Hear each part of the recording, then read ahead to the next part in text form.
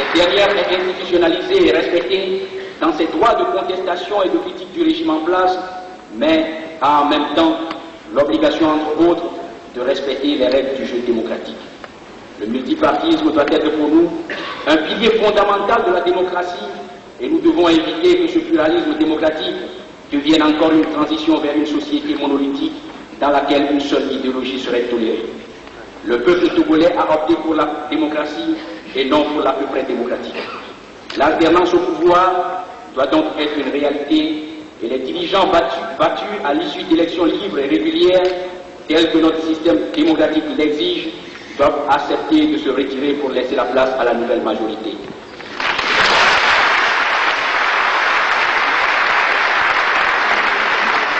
Quelle que soit l'équipe au pouvoir, il est nécessaire de préciser que la gestion des affaires publiques devra se faire selon les principes de la transparence. Il faut également rappeler que sans démocratie locale, sans décentralisation effective, il ne peut y avoir de démocratie. Notre démocratie doit atteindre donc le Togo des profondeurs. L'état de droit que nous désirons, c'est enfin celui-là où les forces de sécurité et les forces armées, retournant à leur rôle normal d'une police républicaine et d'une armée qui assure la protection du territoire national, auront pour mission les premières d'assurer la sécurité des personnes et des biens, de préserver l'ordre et la paix civile, et les seconds de protéger la nation contre toute agression extérieure. L'armée, dont la composition doit être le reflet proportionnel des diverses couches de la nation, doit être politiquement neutre et par là même rompre avec la mission qui lui a été assignée sous le régime du parti-État et qui a consisté à assurer la défense et la pérennisation d'un système politique. Si la police cesse d'être une police politique, si l'armée retourne à sa mission originelle, alors nul doute que nous n'aurons plus jamais à considérer nos gendarmes, nos militaires, nos policiers, nos gardiens de préfecture et nos sapeurs-pompiers comme une communauté indésirable.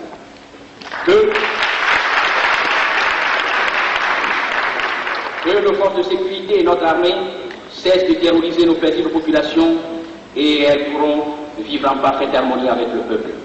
Il est indispensable que cette armée ainsi définie retourne dans ses casernes, qu'elle soit aux ordres de tout gouvernement démocratiquement élu, qui doit l'utiliser conformément aux intérêts supérieurs de la nation, et que tout militaire, désireux d'entrer dans la vie politique, quitte l'armée en raison des incompatibilités qui existent entre les fonctions militaires et tout mandat électif ainsi que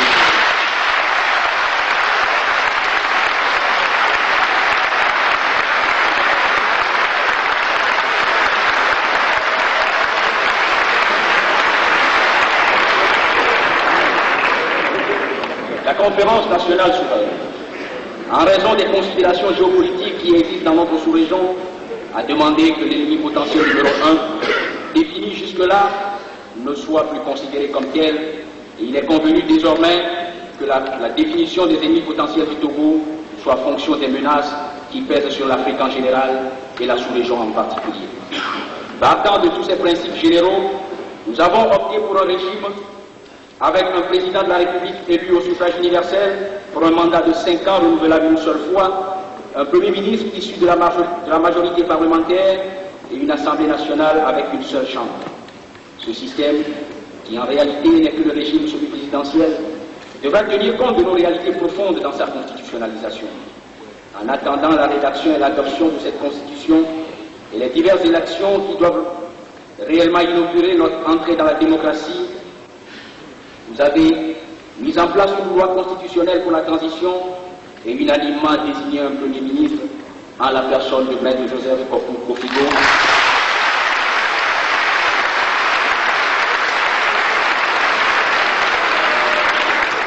qui devra installer un gouvernement chargé de nous conduire pendant la période de transition. Il nous soit permis de vous adresser, Monsieur le Premier ministre, ce qui semble avoir été l'impression générale de notre conférence nationale souveraine. Pendant environ 1 an, vous avez été bâtonnier de l'ordre des avocats. Pendant une période qui ne dépassera pas 1 an, vous serez le bâtonnier de tous les Togolais.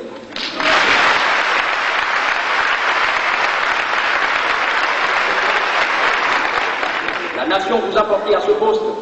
Elle vous a confié cette haute charge non pas parce que vous êtes l'homme providentiel, vous n'êtes ni maître ni Dieu. Le peuple vous a désigné parce qu'il espère que vous serez à son écoute, que dans le rôle de conducteur qu'il vous a confié, vous saurez le mener à bon port en ayant la capacité de ralentir lorsqu'il est fatigué et d'accélérer lorsqu'il le pourra.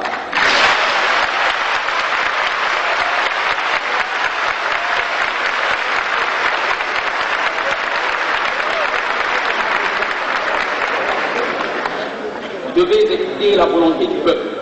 Vous êtes devenu désormais le commandant de bord d'un navire qui a 3 500 000 personnes comme membres d'équipage. Vous devez être attentif aux murmures du peuple et votre équation doit être la somme des équations de tous.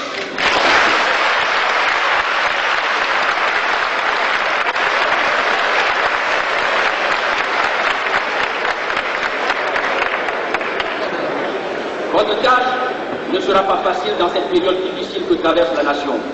Nous sommes cependant persuadés que le navire ne fera pas naufrage, car il avancera par la volonté de tout un peuple. Nous espérons donc arriver à destination.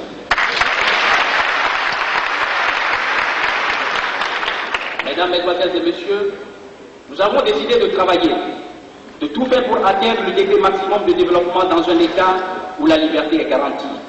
Mais ce noble idéal ne sera qu'une utopie si les fils du Togo que nous sommes ne pouvons nous entendre et être solidaires les uns à l'égard des autres. Il est donc impérieux que pour atteindre notre objectif, nous mettions tout en œuvre pour ne pas mettre en péril notre patrie. Servir la nation dans l'unité. Lorsque dans le désespoir total, nous avons décidé de suivre la voie tracée par nos frères les Béninois en recourant à une conférence nationale, notre volonté a été ferme. Faire de ces États généraux l'occasion de la réconciliation de la nation avec elle-même. Cette volonté, rien à notre avis ne l'a émoussée. Et tout ce que nous avons entendu et vu au cours de cette conférence nationale ne peut que la renforcer, car la terre de nos aïeux vit aujourd'hui une unité précaire. Le peuple togolais est de nos jours profondément divisé. Les ethnies sont dressées les unes contre les autres. Le peuple, le pays, a même été plongé dans une logique de guerre où seuls ceux qui ne peuvent détenir les rênes du pouvoir, qu'en se fondant sur les divisions, continuent de trouver leur compte. Aujourd'hui, l'idée de nation a abandonné l'État togolais. Le Togo est redevenu un simple agencement de groupes hétérogènes qui, lorsqu'ils ne se haïssent point, se toisent avec méfiance. Et pourtant, il y a 22 ans, le RPT nous proposait un vaste rassemblement, un creuset où viendraient se fondre toutes les différences pour créer un seul corps, la nation. Mesdames, Mesdemoiselles et Messieurs les participants à la conférence nationale souveraine, ce vaste dessein, cette noble ambition demeure aujourd'hui un vrai mot. Mais nous ne pouvons nous limiter à un constat de cet échec. Nous devons recréer la nation togolaise, mettre fin au régionalisme, à l'ethnicisme, au tribalisme, pour remettre ensemble nos divergences et faire émerger une véritable nation. Construire un État où nos différences ne seront plus perçues comme des tares mais comme des richesses, une société où les considérations tribales, ethniques ou régionalistes céderont la place à un esprit patriotique. Un pays où avant d'être Évé, Kabien, Mina, Kotokoli, Anna, Moba, Chokosi ou autres, nous serons d'abord et avant tout des Togolais. Pour cela, nous devons nous enrichir de nos différences respectives. Chers concitoyens, nous sommes aujourd'hui au chevet d'une nation togolaise mourante. Elle souffre, elle gémit, mais elle nous appelle au secours. Répondons-lui vite pour ne pas pécher contre l'histoire. Vous avez tous été unanimes à manifester votre ferme désir de voir se développer notre pays. C'est pour cette raison que vous êtes résolument tournés vers une révalorisation du travail dans un État libre. Ce faisant, vous avez renoué avec deux des objectifs fondamentaux que nous nous sommes fixés au lendemain des indépendances, travail et liberté. Mais comment pouvons-nous travailler et libérer ce Togo chéri si toute visée patriotique l'a déserté et que ses fils se sentent déchirés? Nous avons donc besoin de la patrie. Or, la terre de nos aïeux est aujourd'hui comme cette jarre trouée qui ne peut contenir la substance indispensable au développement national que si tous ensemble, du nord au sud, de l'est à l'ouest, chaque citoyen, petit ou grand, jeune ou vieux, riche ou pauvre, tendait ses mains pour en colmater une brèche. L'exclusion n'est donc pas permise. Tous, nous devons nous atteler à cette noble tâche, rebâtir la nation. Nous sommes certes venus d'horizons divers, nous appartenons à des villes, des campagnes, des associations, des partis politiques différents, mais en arrivant ici, nous avons tous été sûrement animés de cette seule et même détermination pour construire notre cité. Mesdames, Mesdemoiselles et Messieurs, vous tous, nous en sommes persuadés, avez compris cette nécessité.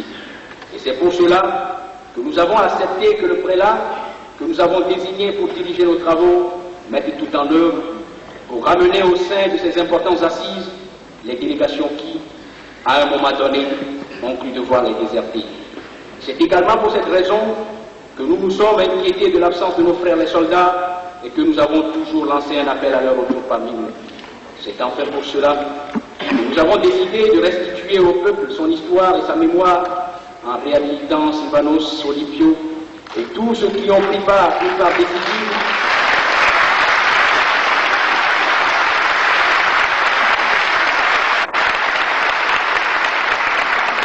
Sylvanos Olympio et tous ceux qui ont pris une part décisive dans l'histoire de notre pays, dans sa libération et son affirmation, en réhabilitant Nicolas Guniski, Kléber Dago et tous les autres. Kléber Dago et tous les autres, car dans ce domaine, nous n'avons plus le droit de faire des jaloux. Nous avons été presque unanimes à clamer haut et fort que les 24 années qui nous ont précédés ont été ceux de l'échec. Sans vouloir contester cette affirmation, nous tenons quand même à insister sur le fait qu'un quart de siècle ne peut pas porter que des flux négatifs. C'est pour cette raison que nous sommes persuadés que les quelques résultats positifs, aussi infimes soient-ils, qui ont marqué l'histoire de la Troisième République, seront remis à leur juste place. C'est enfin parce que nous voulons construire la nation que nous avons décidé d'aller au-delà de nos justes récriminations, de la colère accumulée pendant 24 ans, de ne plus culpabiliser nul corps, nulle ethnie, mais de remettre bout à bout les fils cassés de cette société togolaise, les ressorts brisés de son identité, et en passant par le grand pardon pour aboutir à une réconciliation certaine. Bâtir la nation togolaise après 30 ans d'errement, cela peut sembler difficile, mais devant la volonté d'un peuple, rien ne peut a priori être impossible. Si nous nous y mettons vraiment, si chacun de nous commence dès aujourd'hui à se rappeler chaque jour ce passage de notre hymne national qui veut que le plus ardent désir de nos cœurs soit de servir la nation dans l'unité, alors nous pourrons demain bâtir notre tour de Babel qui, parce que ne tendant pas à nous faire découvrir les secrets de l'Éternel, résistera à toutes les épreuves. Braver les difficultés pour gagner notre pari. Mesdames et Messieurs les délégués, les participants à la conférence nationale, chers représentants du peuple togolais, citoyennes, citoyens, nous voilà aux portes de notre avenir. Nous revoilà aux portes de la démocratie. Cette démocratie par laquelle nous avons juré au lendemain des indépendances, mais que nous avons très tôt abandonnée. Devons-nous encore faire une simple expérience ou voulons-nous réussir? N'ayant pas pu aboutir pendant les 30 années qui ont suivi notre indépendance, le monde entier est convaincu que nous autres Africains allons une fois encore essayer. Chers compatriotes, nous devons faire ici le serment ferme de ne pas seulement essayer, mais de réussir. Faire de ce coup d'essai un coup de main, voilà la gageure à tenir. Nous devons bâtir enfin une société où démocratie et développement économique résonnent en parfaite harmonie. La chose ne va pas être facile. L'apprentissage de la démocratie risque d'ailleurs d'être très difficile, d'autant plus ardu que durant toutes ces années qui ont passé, nos libertés ayant été confisquées, nous n'avons pas appris à les exercer et surtout à en user de manière responsable. Notre entrée dans la démocratie sera d'autant plus difficile que la faillite économique et sociale est à nos portes. La misère, le chômage, l'inflation galopante, la réduction constante du niveau de vie des travailleurs dans un pays où les caisses de l'État sont vides, devant une dette publique excessive, tout cela rendra plus douloureux l'enfantement de la démocratie. Et pourtant, nous voulons réussir, et mieux, nous devons réussir. S'il est vrai qu'au commencement,